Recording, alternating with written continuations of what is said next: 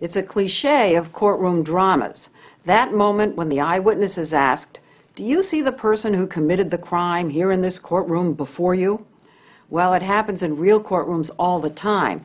And to jurors, that point of the finger by a confident witness is about as damning as evidence can get. But there is one type of evidence that's even more persuasive, and that, of course, is DNA. There have been 233 people exonerated by DNA in this country, and now a stunning pattern has emerged. More than 3/4 of them were sent to prison, at least in part, because an eyewitness pointed a finger, an eyewitness who we now know was wrong. It was hot and humid in Burlington, North Carolina on the night of July 28, 1984. Jennifer Thompson, then a 22-year-old college student, had gone to bed early in her off-campus apartment. As she slept, a man shattered the light bulb near her back door, cut her phone line, and broke in. I remember kind of waking up and turning my head to the side and saying, "Who's there? Who is it?" And I saw the top of someone's head kind of sliding beside my mattress. And I screamed, and I felt a blade go to my throat. A knife? A knife. And he told me to shut up or he was going to kill me. Her first thought was to offer him anything she had to go away. "You can have my credit card, you can have my wallet, you can have anything in the apartment, you can have my car." And he looked at me and said, "I don't want your money." And I knew what was getting ready to happen. She vowed to stay alert and study him so that if she lived, she could help put him away forever. What is his voice? Does he have an accent? Does he have a scar? Is there a tattoo? He's raping you and you're studying his face. And it was just trying to pay attention to a detail that if I survived, and that was my plan, I'd be able to help the police catch him. After about half an hour, Jennifer tricked the rapist into letting her get up and fix him a drink, and she ran out the back door. He fled and raped a second woman half a mile away. Detective Mike Galden met Jennifer at the hospital. The first comment I remember her making was that, "I'm going to get this guy that did this to me." She said, "I took the time to look at him. I will be able to identify him if I'm given an opportunity." Detective Galden worked with Jennifer to make a composite sketch, poring over eyes, noses, ears, lips, trying to recreate the face she had seen that night. The sketch went out, and tips started coming in. One of those tips was about a young man named Ronald Cotton, who worked at a restaurant near the scene of both rapes and had a record, a guilty plea to breaking and entering, and as a teenager to sexual assault. 3 days after the rape, Mike Galden called Jennifer in to do a photo lineup. He laid these 6 pictures down on the table, said the perpetrator may or may not be one of them, and told her to take her time. Does she say immediately, "That's him"? No, she studied each photograph. I can remember almost feeling like I was at an SAT test. You know, we start narrowing down your choices. You can discount A and B. And Oh, like multiple choice. exactly. According to the police report, Jennifer studied the pictures for 5 minutes. She picked up Ron's photograph and said, "That's the man who raped me." And you must have said, "Are you sure?" And she said yes? Yeah, oh yes, certainly. Ronald Cotton heard the news from his mother's boyfriend. He told me, he said, "Ron," he said, "the police are looking for you." And I said, "For what?" He told me, "For rape." I said, "Man, I can commit such a crime like that." Did you panic? I didn't panic. I was trying to figure out, why. He comes in and gives me a very detailed account of where he was, who he was with that night. As it turns out, that was a false alibi. I realized later that I had got my weekends confused, and so therefore I gave them the reason to think that I was lying. This was August 1st, 1984. Right. You go in to clear yourself. When did you actually leave? I didn't. He was locked up and days later put in a physical lineup. I'm number 5. You scared?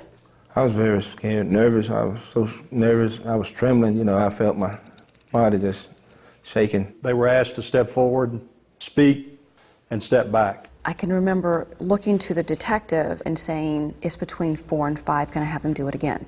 And then she knew it was number 5, Ronald Cotton. Did you feel absolutely certain? Absolutely certain. Did anybody say to you, good job? Well, what was said to me afterwards was, that's the same person you picked out in the photo lineup. So in my mind, I thought, bingo, I did it right. I did it right. In a week-long trial, the jury heard about Ronald Cotton's faulty alibi, his clothing that matched Jennifer's description, and a piece of foam found on her floor that seemed to come from one of his shoes. And most powerfully, they heard from Jennifer. When they ask you, do you recognize the man who did this to you? Did you point to him? It was Absolutely. Ron Cotton. It was Ronald Cotton. She called my name, pointed a finger, and that's all it takes, it seemed like. What did that feel like? It felt like someone pushing a knife through me. It took the jury just 40 minutes. The verdict, guilty on all counts. He was sentenced to life and 50 years. And it was for me that moment that you know the justice system works. Because I am the victim, and he's a horrible person, and he will never, ever be free again. Ronald Cotton was handcuffed, shackled, and taken to North Carolina's Central Prison. He was 22 years old. You know, they say grown men doesn't cry, but it's a lie. You know, I grabbed my pillow many times and hugged it, wishing I was hugging my mom, my dad, sister, brother. I wish it didn't have to be this way. He started working in the prison kitchen, singing in the choir, and writing letter after letter to his attorneys, hoping to get a new trial. Then one day, as he watched a new inmate being brought in, he had a strange feeling. I said, excuse me. I said, you look familiar. I said, where are you from? He said, I'm from Burlington. I said, I am too. I said, you kind of resemble the drawing of a suspect in a crime of which I'm falsely in prison for. Did you commit this crime? And he told me, no, he did not. Wait a sec, you saw him and thought of that composite drawing? Mm-hmm. His name was Bobby Poole, and he was in for rape. He started working in the prison kitchen, too. And the stewardess were calling me Poole instead of Cotton. They were calling you by his name? Yes. In other words, people were mistaking the two of you. Yes, exactly. Then a fellow inmate told him that he'd heard Bobby Poole admit to raping Jennifer and the other woman that night. Ronald Cotton won a new trial, and his lawyers called Bobby Poole to the stand with Jennifer sitting right there. It was the moment Ronald Cotton had been hoping for. Bobby Poole is in the courtroom. You look over there. What happens inside you? Nothing. Nothing. Nothing. As a matter of fact, the strongest emotion I felt was anger at the defense. Because I thought, how dare you? How dare you question me? How dare you try to paint me as someone who could possibly have forgotten what my rapist looked like? I mean, the one person you would never forget? How dare you? Ronald Cotton was convicted again, this time given 2 life sentences. Back in prison 7 years later, he and everyone else was riveted by a big news story, the trial of O.J. Simpson. I would get my radio, put my earplugs, and go outside, sit in a corner. And listen to the trial. Yes. He was intrigued by something he had never heard of, DNA. He wrote to his new attorney, law professor Rich Rosen. Rosen warned him that there probably wasn't any evidence left to test, and if there was, DNA could cut both ways. Understand, if the DNA comes back and shows that you did this crime, whatever legal issues we have don't make any bit of difference. You're going to spend the rest of your life in prison. He warned you that if it comes up positive, you're sunk. I told him to put his foot down and go with it. Packed away on the shelves of the Burlington Police Department was 10-year-old evidence from the 2 rapes that night. Inside one of the rape kits was a fragment of a single sperm with viable DNA. It proved what Ronald Cotton had been saying all along. He was innocent, and the rapist was Bobby Poole. Within days, Ronald Cotton was back in court. You're walking out here today as a free man. This time to be released. So not only do you find out that Ron didn't do the crime, you find out Bobby Poole did. It was just utter shock, really, disbelief. I mean, By this time, this is 11 years later.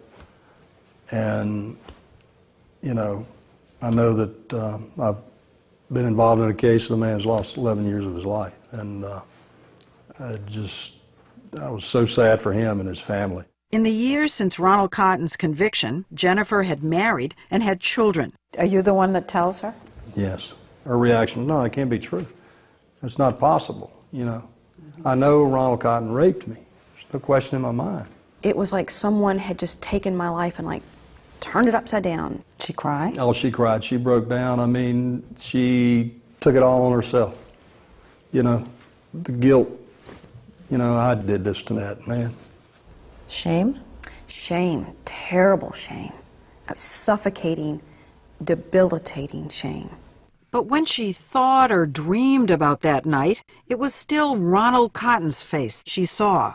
To get past it, she asked if he would meet with her at a local church. I remember him walking into the church, and I physically could not stand up. She was nervous, scared. I started to cry immediately, and I looked at him and I said, Ron, if I spent every second of every minute, every hour for the rest of my life telling you how sorry I am, it wouldn't come close to how my heart feels. I'm so sorry. And Ronald just leaned down, he took my hands. Oh, gosh. And he looked at me, he said, I forgive you. I told her, I said, Jennifer, I forgive you. I don't want you to look over your shoulder.